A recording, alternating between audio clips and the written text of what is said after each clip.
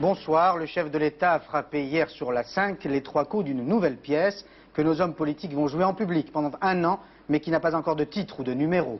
Vont-ils nous proposer la 5e République bis ou la 6e République? Ils ne savent pas très bien. La seule certitude, c'est que les tables de la loi, écrites en 58, vont changer. De quelle manière? Imaginons, avec Michel Lemerle, nous sommes par exemple en 2001. Le Premier ministre reçu à l'Élysée en ce mercredi matin, un rite quasi immuable sous la 5e République. Si le paysage institutionnel a évolué au cours de ces dernières années, l'architecture générale demeure largement la même, le Premier ministre dirige le gouvernement et le Président dispose toujours du droit de dissolution. Mais les pouvoirs ont été rééquilibrés, le Président n'est plus élu que pour 5 ans et son mandat n'est renouvelable qu'une seule fois. Le chef du gouvernement se rendra cet après-midi aux questions d'actualité, il sait qu'il aura face à lui une assemblée exigeante et déterminée, grâce notamment à une meilleure maîtrise de son ordre du jour et une plus grande capacité de proposition. L'apparition d'élus écolos et du Front National, après l'introduction d'une dose de proportionnelle, donne plus de vivacité au débat. Mais ce Parlement doit aussi être plus vigilant sur le contenu des textes votés, car les citoyens peuvent maintenant saisir directement le Conseil constitutionnel. Un Conseil toujours désigné selon les mêmes modalités, contrairement au Conseil supérieur de la magistrature, qui n'est plus désormais nommé par le chef de l'État. Alors, 6e République, les journaux titraient plus modestement au lendemain de la réforme, cure de jouvence pour la 5e, et les journalistes parlementaires qui avaient connu les précédentes réformes faisaient remarquer que 30 ans très exactement après la réforme sur l'élection du président au suffrage universel, 92 aurait été le 2e grand tournant de la Constitution de 58. Les réactions au projet de François Mitterrand confirment ce que l'on avait déjà observé en économie, en politique étrangère ou en matière de défense. Le clivage habituel droite-gauche vole en éclats. Sur la réduction du mandat présidentiel, par exemple, les opinions divergent. Et ce n'est même pas une question de génération. Jérôme Catala. C'était l'une des 110 propositions du candidat Mitterrand en 81, réduire le mandat présidentiel de 7 à 5 ans, renouvelable une fois. Déjà, en 1973, le président Pompidou avait fait voter un projet de loi en ce sens. Projet resté lettre morte, puisqu'il n'avait été soumis ni à un référendum, ni à un vote des deux assemblées réunies en congrès. Aujourd'hui, l'idée du quinquennat divise les hommes politiques, mais à l'intérieur même des partis. À l'UDF, par exemple, Valéry Giscard d'Estaing y est favorable. À ne pas toucher aux institutions pendant mon mandat. Et j'ai pris cet engagement lors de mon élection de 1974. Mais j'avais annoncé que j'entreprendrais la réforme du quinquennat dans l'éventualité d'un nouveau septennat. À l'opposé de VGE, mais toujours au sein de l'UDF, Raymond Barre penche pour un septennat non renouvelable, position que défend aussi le Parti communiste français. Du côté du RPR, Charles Pasqua et Pierre Mazeaud préfèrent également un mandat présidentiel de 7 ans non renouvelable au quinquennat préconisé par Jacques Chirac, Édouard Balladur ou Alain Juppé. Pour dégager une position commune, le secrétaire général du mouvement gaulliste a organisé une commission spécialisée sur cette question, sans résultat. Nous avons décidé de poursuivre le débat, car nous avons constaté qu'il y avait encore des choses à discuter entre nous. Nous n'avons pas tous le même point de vue sur cette question. Au Parti socialiste, c'est moins la réduction du mandat que ses conséquences qui divisent. En allant au bout de cette logique du quinquennat, Lionel Jospin et Jean-Pierre Chevènement s'affirment en faveur d'un régime présidentiel. Simone Veil, l'UDF et Philippe Séguin, RPR, ne demandent pas autre chose. Mais qui dit régime présidentiel dit suppression du poste de Premier ministre, une suppression à laquelle s'est opposé hier soir le président de la République. Sur la réforme du mode de scrutin, les divergences sont plus tranchées. Cela est d'autant plus surprenant que François Mitterrand s'est montré délibérément flou. On sait seulement qu'il nous proposera un mixte, majoritaire proportionnel pour 93. Quelle en sera la couleur et la saveur? Tentative d'explication d'Albert Ripamonti. Accrochons-nous. Chacun des systèmes présente avantages et inconvénients. Le scrutin majoritaire permet de dégager des majorités stables. La proportionnelle est plus juste, elle assure une représentation de tous les partis. Ce fut le cas en 86 avec l'entrée de 35 députés du Front National au Palais Bourbon. Hier, François Mitterrand a écarté tout retour à ce système de 86, la proportionnelle intégrale. Mais en revanche, il s'est dit favorable à un scrutin mixte en instillant une dose de proportionnelle. C'est Pierre Mauroy, premier secrétaire du PS, qui l'en a convaincu. Je suis pour une part de proportionnelle et en tous les cas, j'ai toujours dit qu'il était indispensable d'avoir un deuxième tour. Car je crois que le deuxième tour permet le rassemblement. Comme Pierre Mauroy, Valéry Giscard d'Estaing a aussi son idée sur le scrutin mixte. Il préconise la proportionnelle dans les départements les plus peuplés, le scrutin majoritaire dans les autres. Autre formule, garder le système majoritaire, mais élire en plus entre 60 et 100 députés à la proportionnelle sur une liste nationale. Cela aurait l'avantage, aux yeux des socialistes, d'offrir quelques strapontins aux Verts, mais il n'est pas sûr que ceux-ci s'en contentent. Scrutin mixte, le RPR a déjà fait entendre sa différence. Quant au scrutin mixte, le nouveau miroir aux alouettes, j'en pense très exactement ce que je pense de l'économie mixte. Ce sera le nouveau ni majorité, ni représentativité. Faute de convaincre l'opposition, le gouvernement et Pierre Mauroy devront composer avec leurs propres amis. Les rocardiens, qui frémissent dès qu'ils entendent le mot proportionnel, mais aussi fabusiens et jospinistes que l'on dit réticents. Tout sera donc affaire de dosage. Alors François Mitterrand a ouvert un chantier comme il les affectionne, le débat est ouvert, c'est-à-dire la réflexion, elle peut être brève et dense à la fois, on va le voir avec nos invités. Mais d'abord Arlette Chabot, pourquoi cette réforme, pourquoi maintenant ? Si vous voulez, on peut se souvenir de cette phrase de François Mitterrand qui disait volontiers « Les institutions étaient dangereuses avant moi et elles seront à nouveau dangereuses après moi ». Sous cette boutade, eh bien, le président trouvait la manière de rappeler son hostilité à la Constitution de 1958, une opposition ferme. Donc il avait toujours dit qu'il modifierait au fond les institutions. Il avait essayé de le faire à 2 reprises ces dernières années. L'opposition avait dit non parce qu'elle jugeait que c'était des manœuvres politiciennes. Aujourd'hui, on peut dire que c'est l'opposition qui a tendu une perche au président de la République. Jacques Chirac disait il y a quelques semaines qu'il fallait changer la République.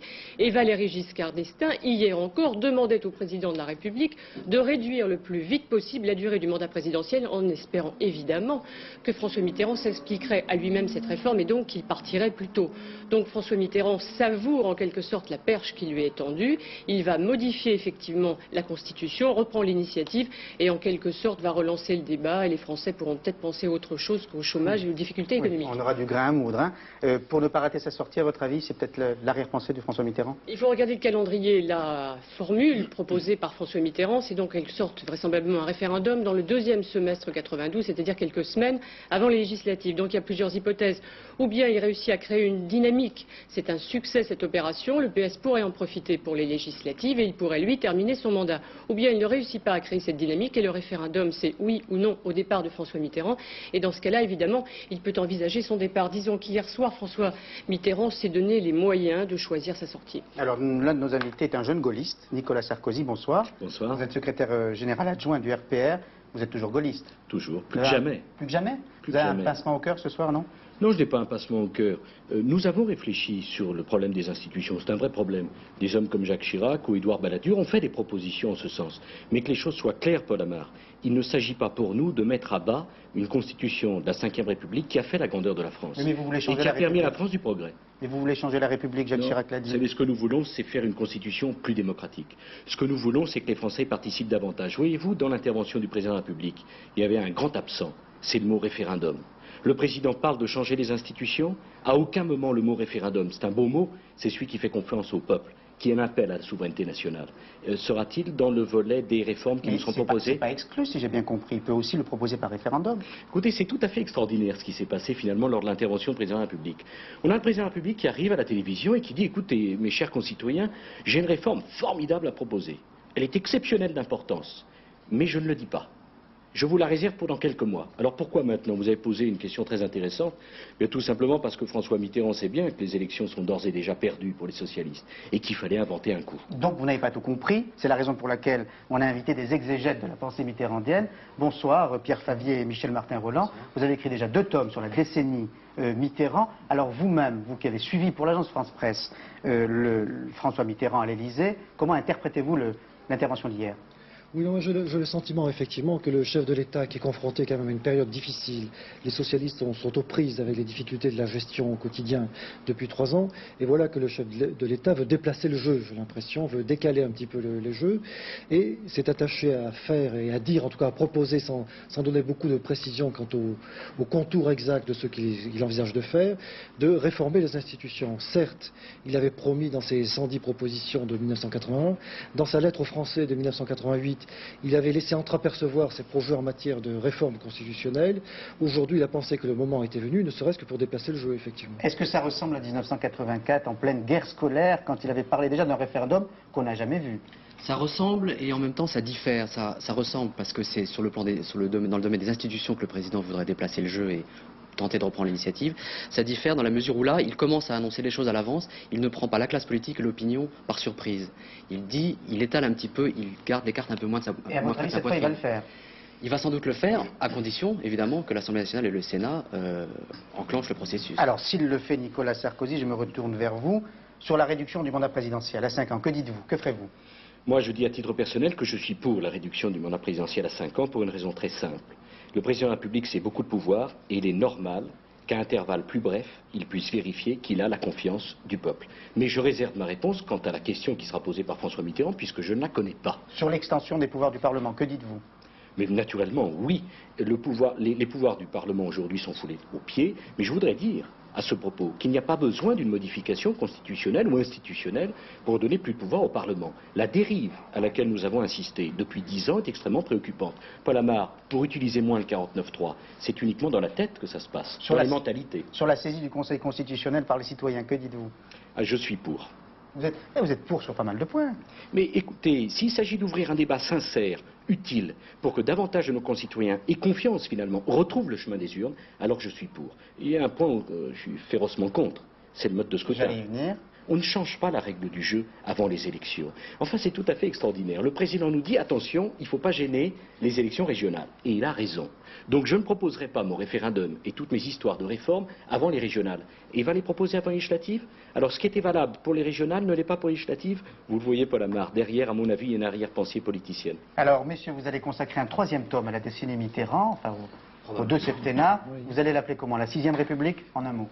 Un confrère nous avait suggéré autant d'emporte le vent, mais il est un peu tôt pour... Moi, je l'appellerais plutôt la 5e République bis, car en fait, ça n'est pas une réforme profonde de la Constitution, mais beaucoup plus un aggiornamento du texte fondamental, mais pas du tout une vraie réforme. Vous êtes rassuré, c'est toujours la 5e? Oui, je suis rassuré, on verra. En tout cas, ce qu'il faut maintenant, je crois que c'est ça qu'il y a de plus important, c'est que l'opposition se réunisse à bref délai, Édouard Balladur l'a demandé il y a quelques heures, pour que nous déterminions ensemble une position d'unité, d'union, pour faire face finalement à ce qui apparaît...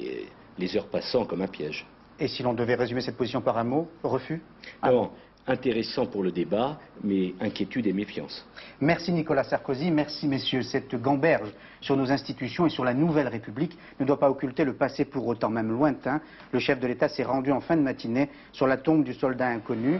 Il a présidé les cérémonies anniversaires de l'armistice du 11 novembre 18.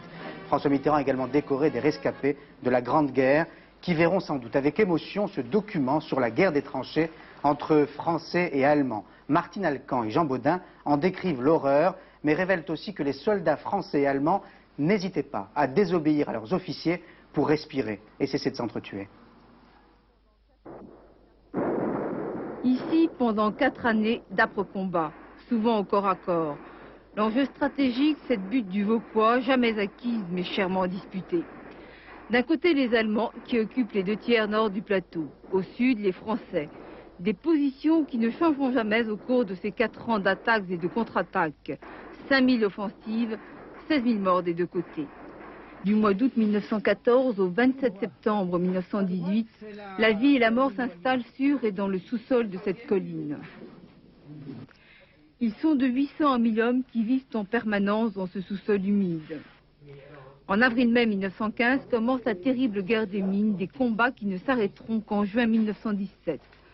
D'un côté comme de l'autre, on ne cesse de creuser. Moins 30 mètres, moins 40 mètres, voire moins 100 mètres. Une guerre d'usure qui a coûté quelques 700 morts des 2 côtés. Mais l'anecdote nous prouve que les hommes ne sont pas des tueurs nés. Les Allemands ont dit aux Français, si tu ne travailles plus, nous on n'avance plus non plus. Ils n'ont rien dit à leur chef et ils ont convenu d'arrêter le travail entre eux. Ils descendaient chaque groupe dans la mine pour soi-disant creuser et au lieu de creuser, ils chantaient. Ils chantaient des chansons patriotiques ou d'autres. Mais pour les poilus et les soldats allemands de la Grande Guerre, la butte du Vauquois restera à jamais le Teutonberg. Le monde est mort. Et je vous invite, si vous voulez vous souvenir, à lire un imposant ouvrage sur la Première Guerre mondiale, Il a été réalisé par les éditions Flammarion sous la direction de Paul-Marie Delagorce. Les Européens ont-ils tiré les leçons de cette tuerie? Pas tous, malheureusement. En Yougoslavie, précisément.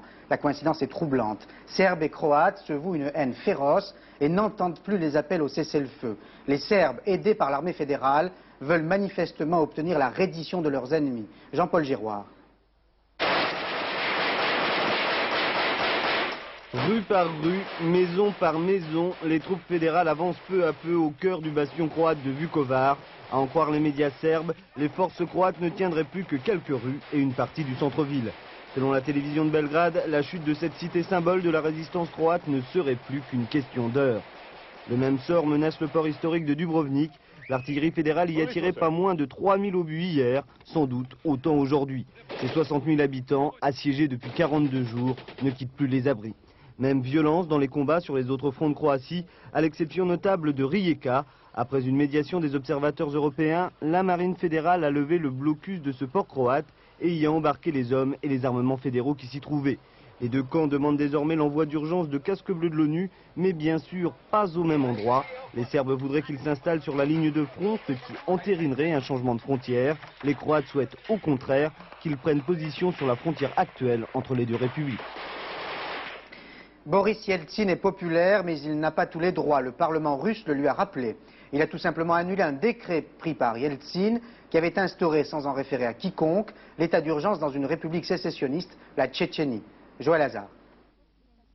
C'est une erreur dramatique d'avoir décrété l'état d'urgence en Tchétchéno-Ingouchie. Dès vendredi, c'était la réaction des députés russes. Ce matin, ils sont allés plus loin. En annulant le décret de Boris Yeltsin. Adopté à une écrasante majorité, la résolution appelle les autorités à résoudre la crise par des moyens politiques. Sur le terrain tchétchène, en effet, la manière forte n'a pas été une réussite pour la Fédération russe. Elle a enregistré une véritable déroute. Les renforts dépêchés dans la capitale de Grozny par le ministère intérieur et le KGB russe ont dû battre en retraite devant la foule des partisans du président tchétchène, le général Doudaïev. La crise dure depuis un mois, depuis la sécession de la Tchétchénie jugée illégale par Moscou. Cette république autonome du Nord-Caucase est une création arbitraire de Staline. Son sous-sol riche en pétrole lui a valu des jours prospères. Elle est aujourd'hui en proie à un chômage sans précédent. Il n'en fallait pas davantage dans ce pays à majorité musulmane pour réveiller un nationalisme encouragé par le démantèlement de l'Empire. Exalté aussi par un homme aux accents autoritaires. Le général Doudaïev a eu beau jeu de dénoncer l'impérialisme russe de Boris Yeltsin ces 3 derniers jours. L'annulation du décret de couvre-feu est aujourd'hui saluée à Grozny comme une première victoire tchétchène, une première défaite aussi pour Boris Yeltsin. Pas de répit social, même les jours fériés. La grève des électroniciens s'est poursuivie aujourd'hui. Le trafic aérien a-t-il été autant perturbé aujourd'hui que vendredi dernier? Le sera-t-il ce soir? Rejoignons pour le savoir Alain Chabot en direct d'Orly-Ouest. Alain? Oui Paul, en fait la situation est beaucoup moins inquiétante que prévu ce soir dans les aéroports français. Et ce notamment en raison de la réquisition, comme le veut la loi, d'électroniciens venus remplacer les personnels grévistes dans les centres de contrôle aérien. Le point sur le trafic maintenant. Du côté des lignes intérieures, il y a eu quelques rares annulations concernant les petites compagnies régionales. Mais pour Air Inter, l'ensemble des 300 vols programmés pour aujourd'hui a été maintenu. Donc pas d'annulation du côté d'Air Inter. En revanche, quelques petits retards à signaler par-ci par-là. Les voyageurs sont d'ailleurs invités à composer un numéro de téléphone mis à leur disposition par Air Inter. Nous allons le découvrir sur notre écran. Il s'agit donc pour Air Inter du 45 39 25 25 et en ce qui concerne Air France, 2 numéros de téléphone cette fois, le 43 20 12 55 pour les arrivées et pour les départs le 43 20 13 55. Alors s'il n'y a pas eu d'annulation du côté d'Air Inter, il y en a eu du côté d'Air France. Une vingtaine de vols, des moyens courriers essentiellement ont été annulés.